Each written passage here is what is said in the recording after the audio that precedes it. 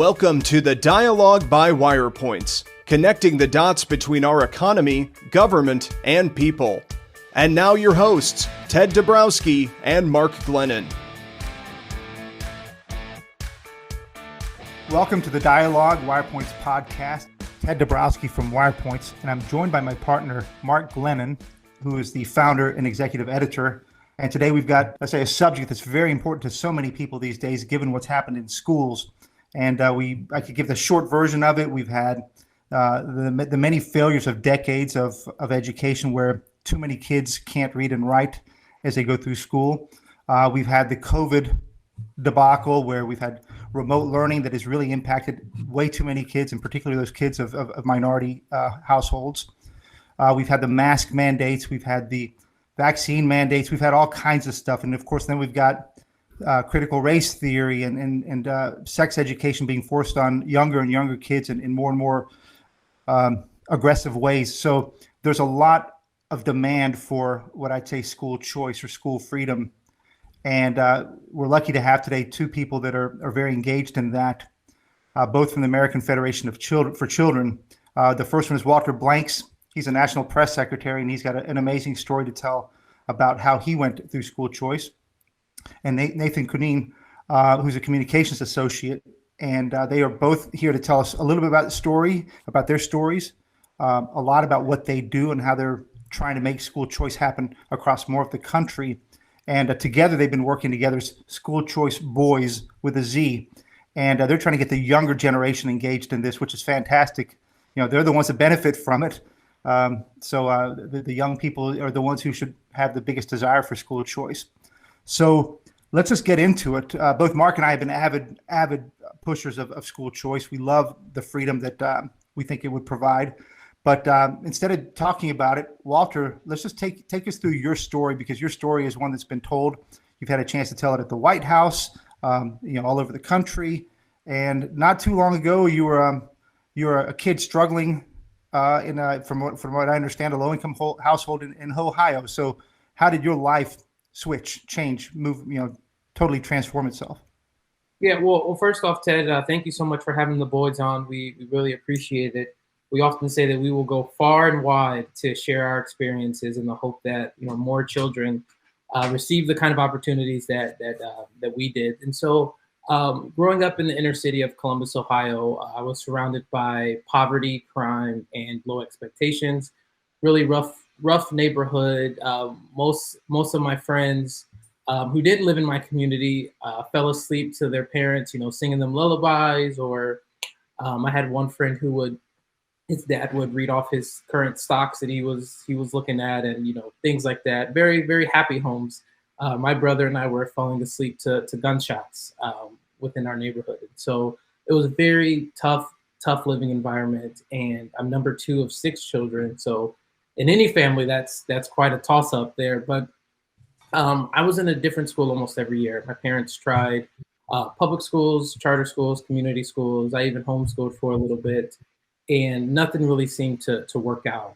And so there was one time in particular where I was bullied a lot, and I came home or I was at school, and a couple kids ripped the shirt off of me. I had it on the cool Spider-Man shirt. And the number one rule that my mom had for me, because I was kind of a problem child, was she better not get a call saying that I was acting up in class and that she had to get off work and come and pick me up. And so she worked multiple jobs, and so she saw that as less money in her pocket because I was at school acting up. And so she came to the school, and the first thing that the principal said was, well, we should probably figure out what Walter did to make those kids react in the way that they did, and which ultimately resulted in them jumping me, essentially. And so she was very, very upset. I was in tears. I was scared because she had gotten off work, and I was like, I don't know what's about to happen. And so the principal told her, if you just give us 5 years, we'll have this particular middle school and the high school that I would have been going to, which was all in the same district. We'll have both of these schools turned around, and they will be a better place for Walter. And my mom said, she kind of chuckled, and she said, in 5 years, Walter will either be in jail or in a body bag. And we just don't have time for that. And so after a lot of research and organization, reached out to my mom and said, hey, Walter might be eligible for the scholarship based off of the school that he attends. And that was really where my journey started. Thanks to the Ed Choice Scholarship Program in Ohio, I was able to attend a small private Christian school where the academic rigor was where my parents wanted it to be. They set really high expectations, but also the overall values of that school, my parents really aligned with and wanted to instill in me. And so I was learning how to be a well-rounded individual, a contributing member to society, while also being in a place that stretched me academically. And so statistically speaking, I wasn't supposed to graduate high school, definitely wasn't supposed to graduate college, which I did both of those things, and was able to really leave my mark on the world, and still really just getting started. After graduating college, moved out to Washington, D.C., where I joined the national team at the American Federation for Children, really collecting student success stories across the country and highlighting the positive impacts that school choice has had across the country and across different programs.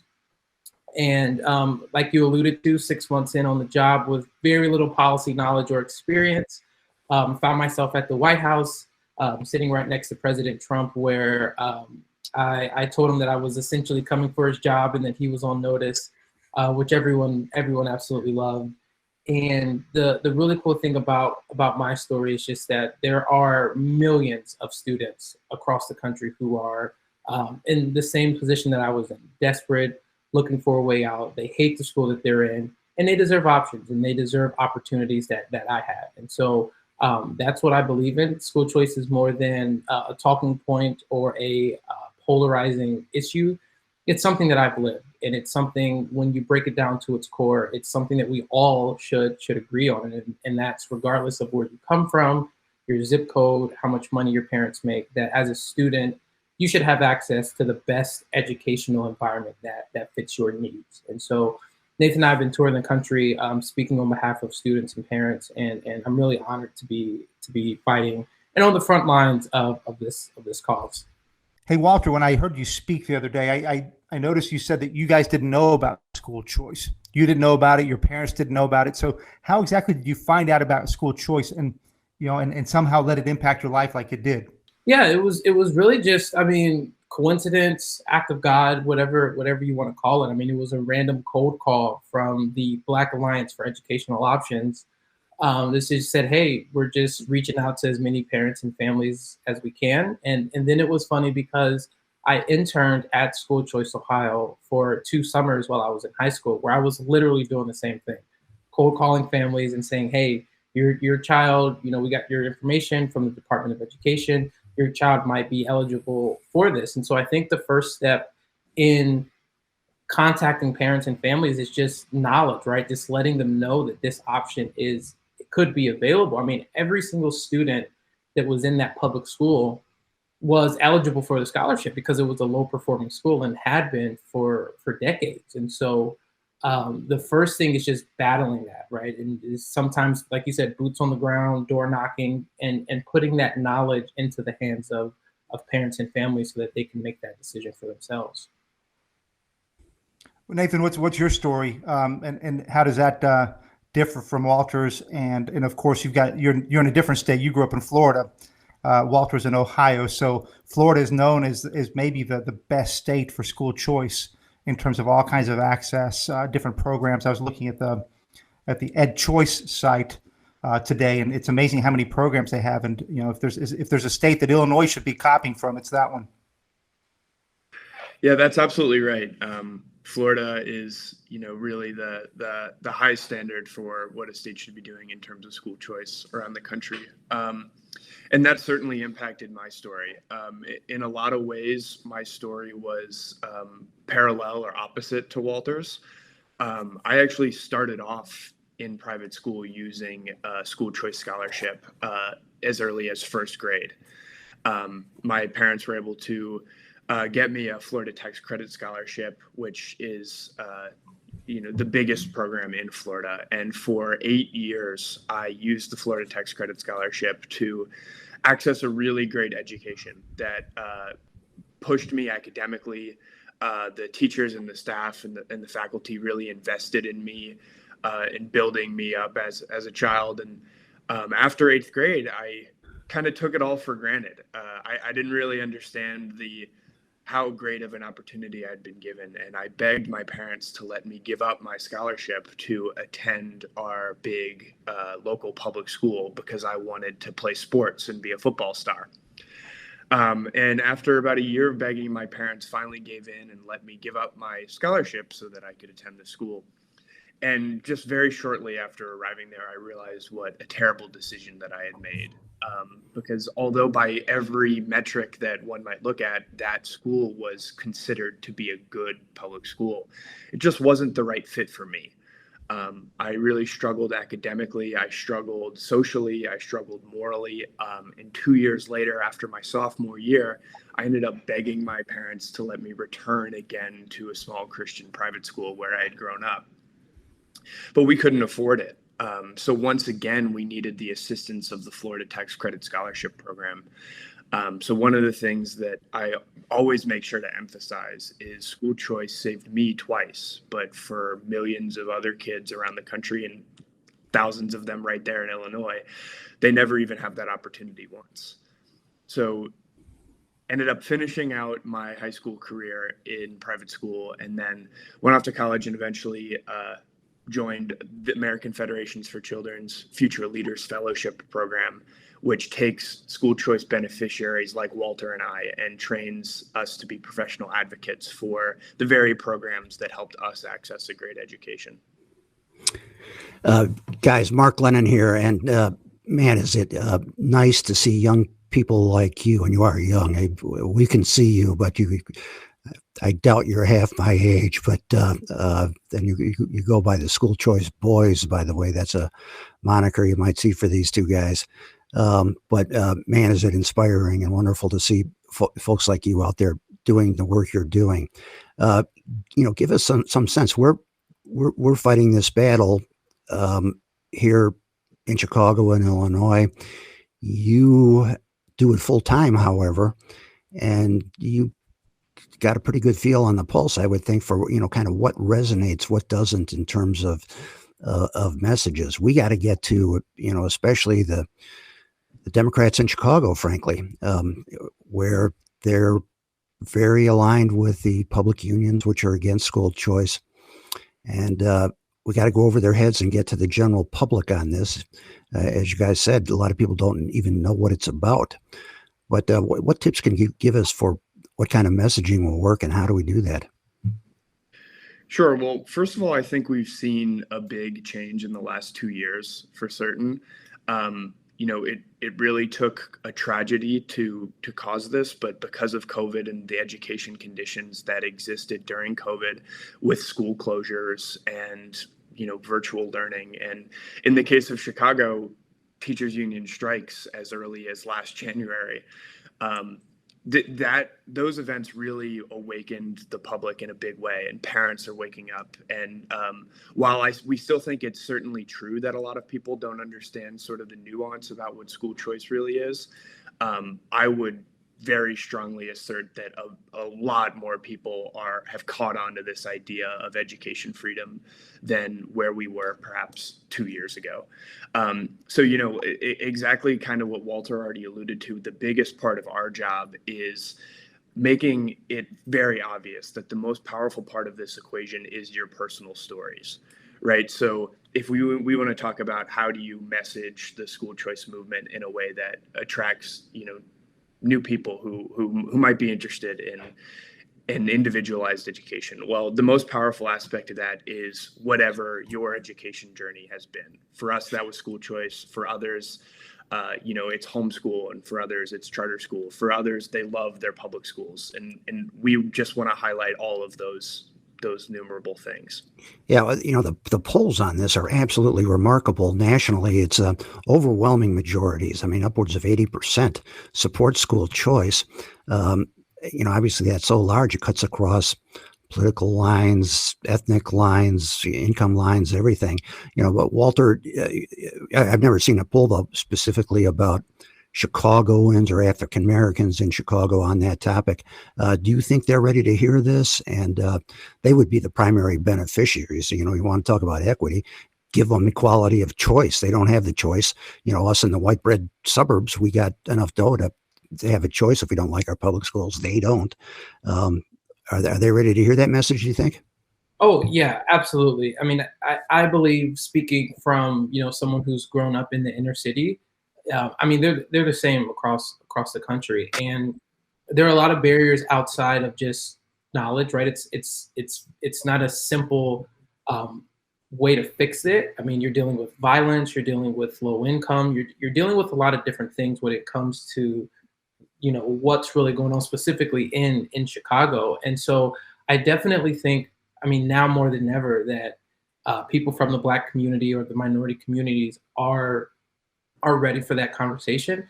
But it takes work, right? It takes a plan, it takes strategy, it takes time, and it can be difficult to break a mindset, so to speak. You've lived one way for so many generations that it's hard to break out. But I think changing the conversation a little bit and overall messaging about what school choice is a great first step. I mean, when you have the unions or the people who oppose the work that we do constantly talking the same talking points as they have forever, you just hear that all the time, and to a point where it becomes truth. And so I think really being able to have sit down, honest, raw conversations that look, school choice shouldn't be a political issue. It shouldn't be something that divides us. It should be something that unites us.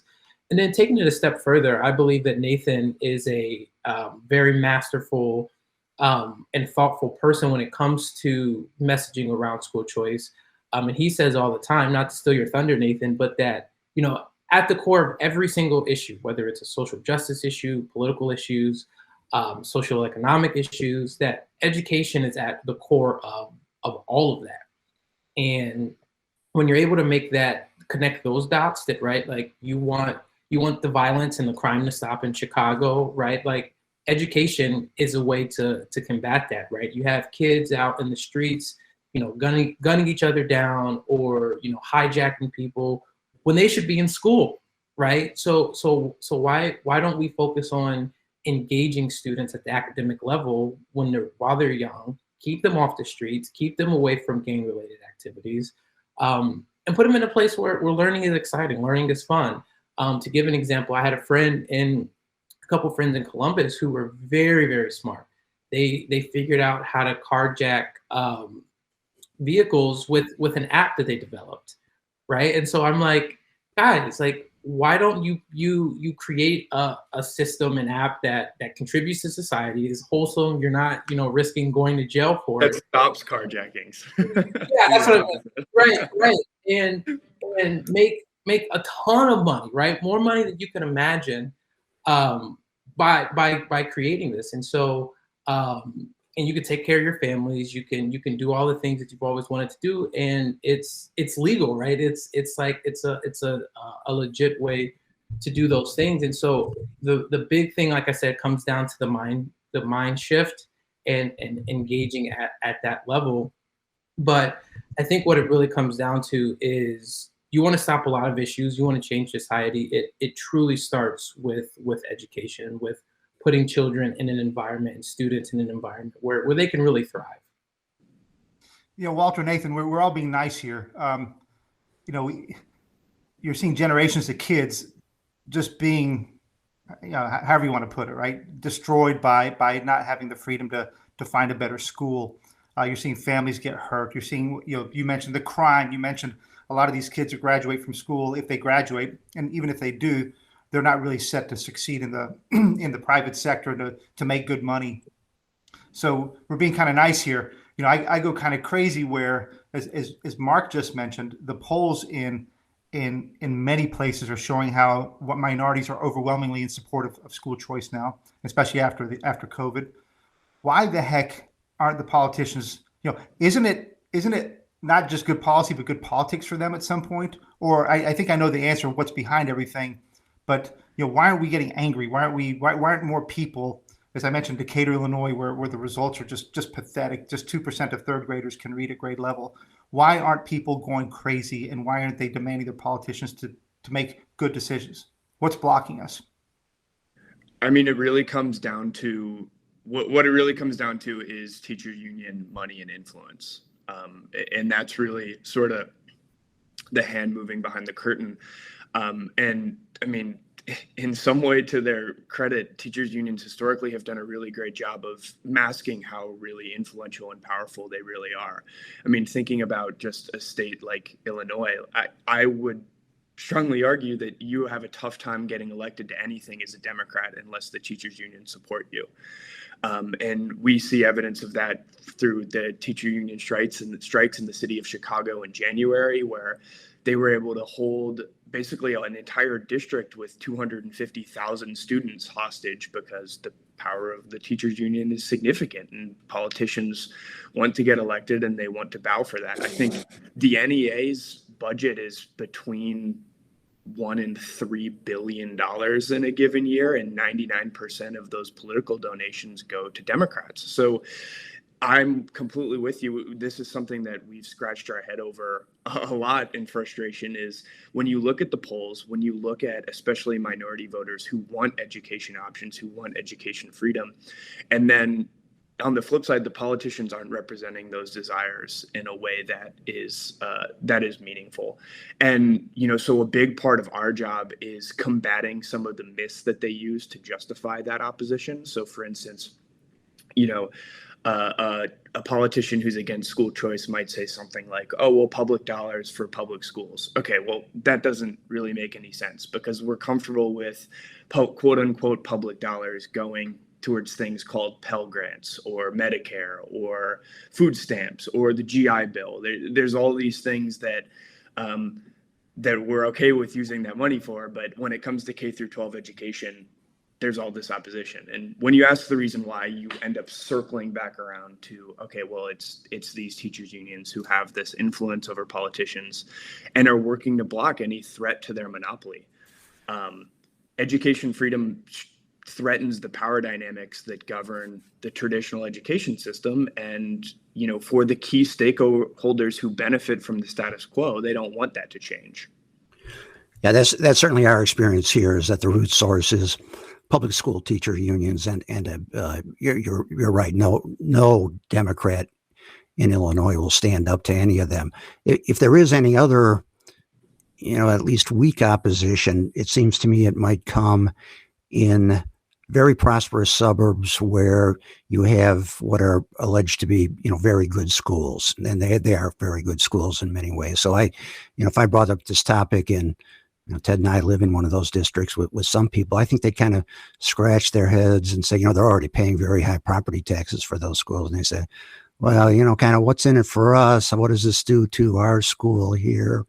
Do you get any kind of that pushback if you go into wealthier neighborhoods, or what would you say to those folks?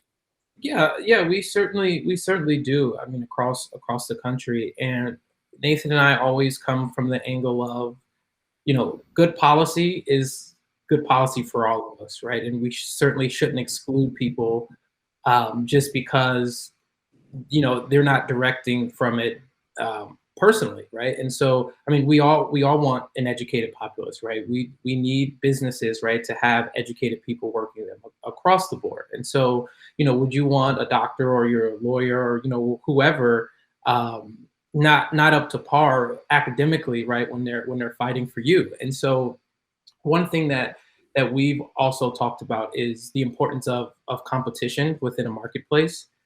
There have been multiple studies that have shown that where choice schools pop up, the surrounding public schools do better, and so that's one thing that we use is we say, right, school choice is a tide that lifts all boats. And when sometimes even you have parents who are like, oh, my school's good, or I enjoy my school, but then when you stack up, right, how many students are really reading on grade level, right, schools could be doing so much better. And so I think it's a win-win for all of us, right? When kids are in environments where they're thriving, they're doing well, it makes sense, right? Why wouldn't we want that? And so, But that's important, right? The people who are wealthy, they exercise school choice, right? They may move to another district, they may get other resources, all of those things. And so the way that conversation turns into, it's like, okay, well, are you saying that because you could afford private education or you could afford tutoring and all those things that someone who is less advantaged should not have those opportunities as well? And so I think it's really reformatting and re-changing the dynamic of the messaging, right? Who doesn't want every child in America to be educated properly, right? Like you said, 2% of second graders are reading on grade level. And that's not acceptable in any other marketplace. We would be fighting tooth and nail to ensure that those numbers go up, or whatever that place is that are putting those numbers out, right, they would be shut down.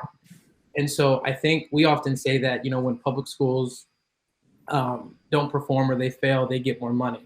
But when a charter school or a private school doesn't perform well, they get shut down. And so, in my opinion, that's the ultimate form of accountability, and allowing parents to move with their feet, vote with their feet, and make the best decisions. And if your kid is in an environment that's not working, that kind of competition would create an incentive and reason for that school to improve.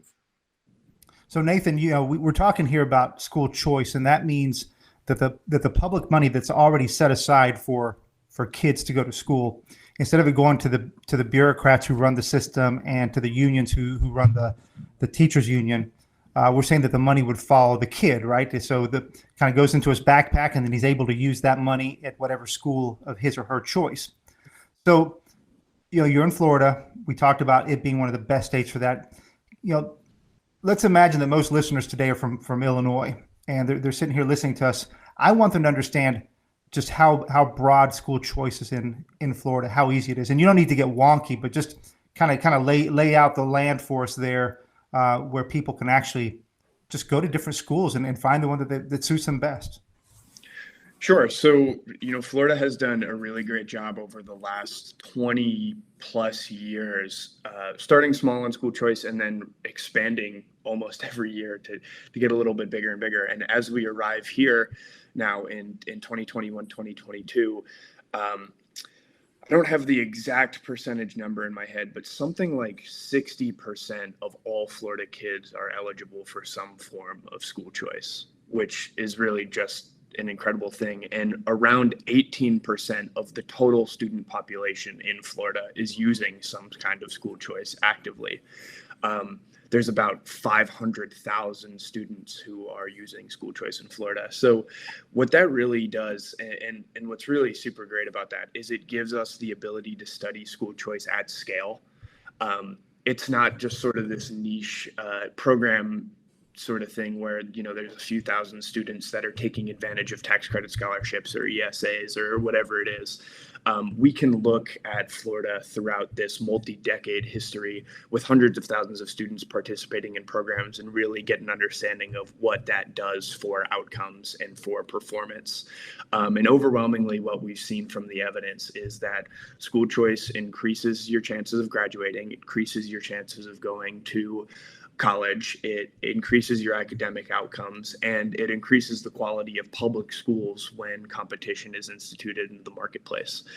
So the Florida story is something that's really encouraging. We've seen from the early 2000s to now, the academic ranking of Florida in comparison to the country has gone from like 32 or 33 to the top 3 almost every year. So the education story in Florida has completely turned around. And that has been the result of decades worth of legislative fights and slow moving and expanding the programs and instituting new programs.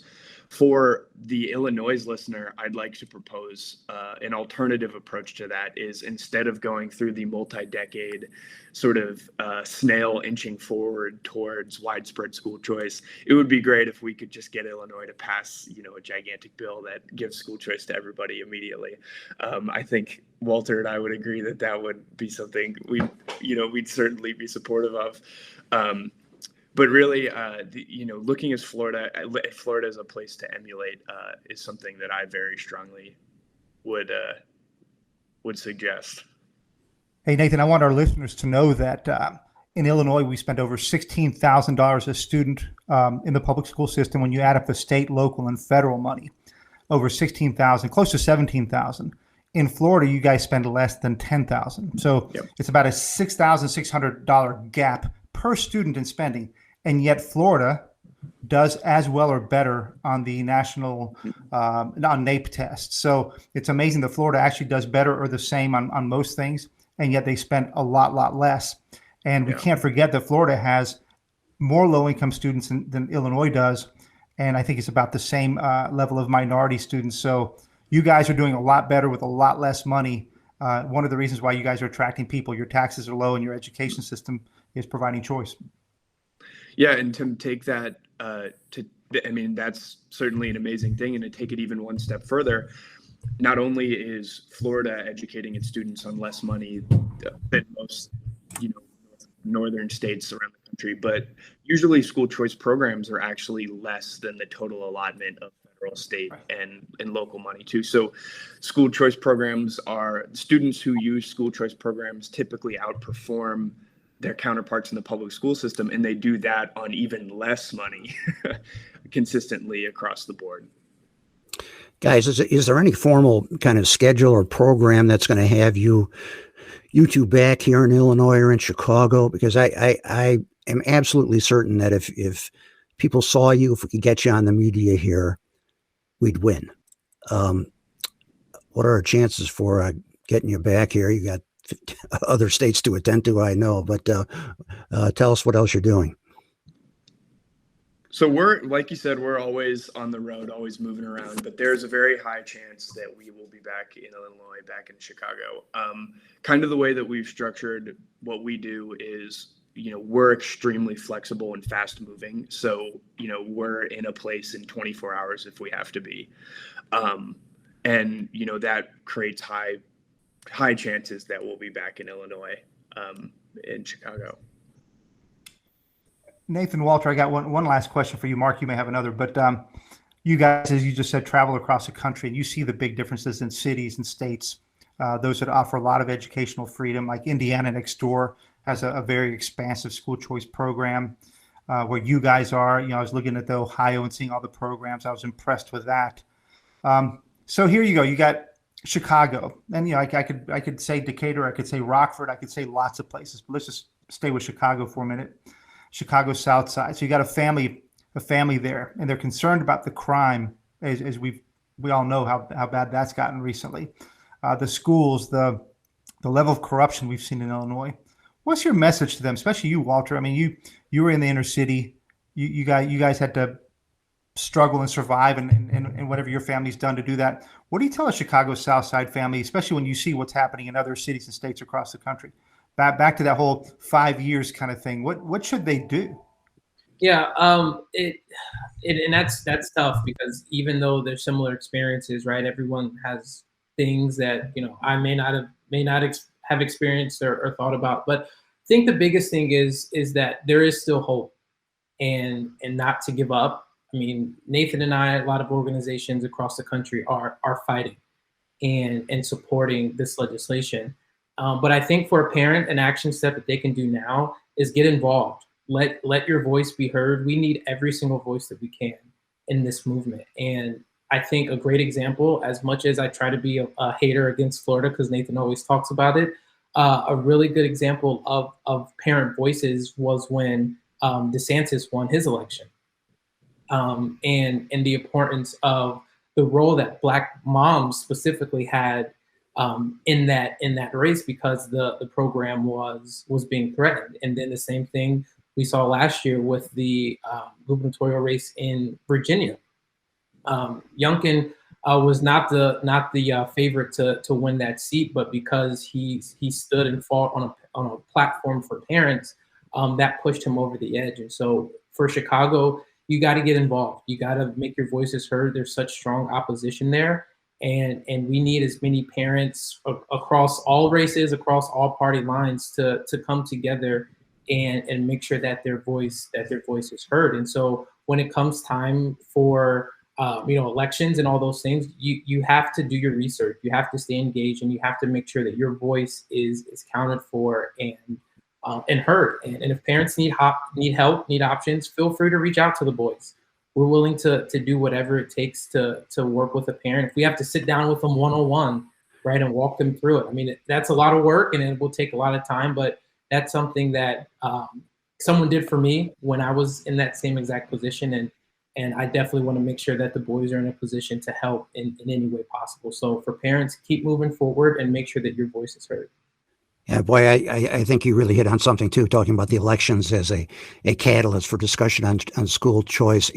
Chicago's mayoral election is next February, and this could really become a centerpiece issue. I think it's very possible. A smart candidate, I think, would make it a centerpiece issue, and we're hopeful that that's going to happen.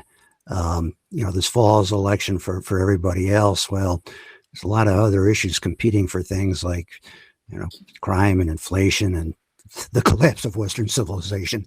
But the mayoral election could be the big one for this issue, I think, in Chicago. So I hope that some of the candidates are listening, are going to be talking to you folks and enlisting your help. Yeah, we certainly expect there to be a sort of reckoning in this year's elections.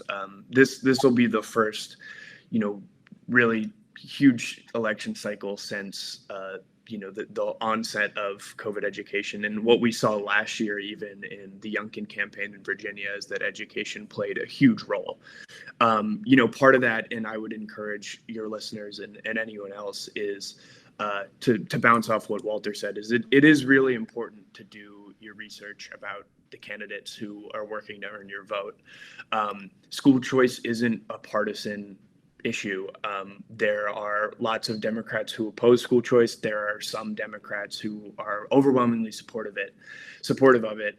There are plenty of Republicans who oppose school choice for, what we think are ridiculous reasons. But so party can't be necessarily your guiding line on the issue of school choice. It's important to dig in and find out what every politician believes, because the reality of the situation is adults tend to sort of structure their political priorities in their head, but almost overwhelmingly parents have kids at the very top of that pyramid. So, make sure that you're voting for your kids and do your research on your candidates. Well, Walter and Nathan, thank you guys for joining us. Tell everybody how to reach the boys for help, for research, for passion. Sure. So you can follow us on all platforms at School Choice Boyz with a Z, and just go ahead and shoot us a DM or a message, and we'd be happy to assist, to answer questions, or to do anything else. All right, guys, go get them. Really proud of what you're doing. Stay on it. Appreciate it. Thank you. Take care, guys.